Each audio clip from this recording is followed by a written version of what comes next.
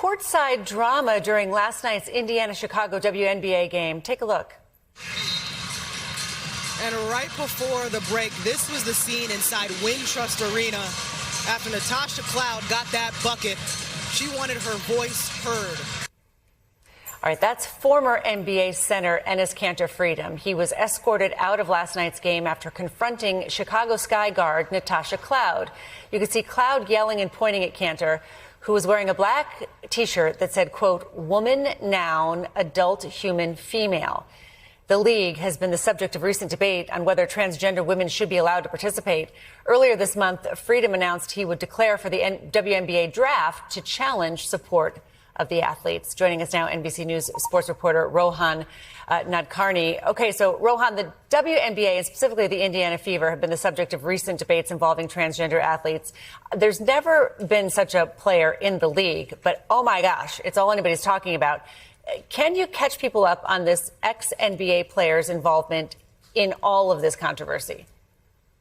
Of course. This really started when Fever player Sophie Cunningham gave an interview with ESPN. She mentioned keeping biological men outside of girls' locker rooms, which has kind of been the catchphrase du jour of the people on that side of the debate.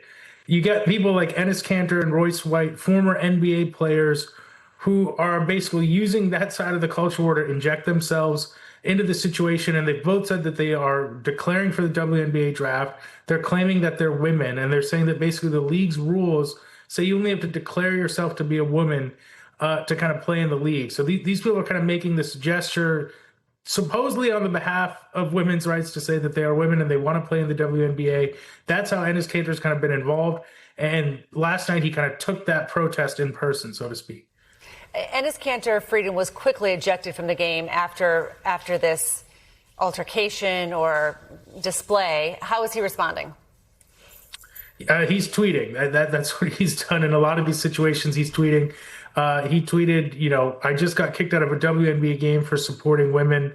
He tweeted later that evening, shortly after this, it's always women hating on women. So again, I'd say he's kind of leaning back into this whole thing, which is, again, under the guise of protecting women in sports, with certainly the optics of him last night getting into an argument with the literal women playing. He's been someone who for years has kind of done stunts like this for attention, including when he was in the NBA. That seems to be kind of continuing here.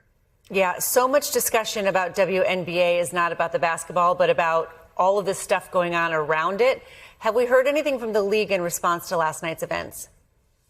Not from last night yet. There hasn't been a WNBA statement as at the time that we got on this call for this interview. But the league's in a tough part here, a situation here, I should say, because as you've mentioned throughout this, everything that happens in this league turns into kind of a third rail culture issue. It's so far removed from the actual basketball being played that I think the league is being very measured here, treading very carefully.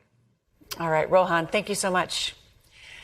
We thank you for watching. And remember, stay updated on breaking news and top stories on the NBC News app or watch live on our YouTube channel.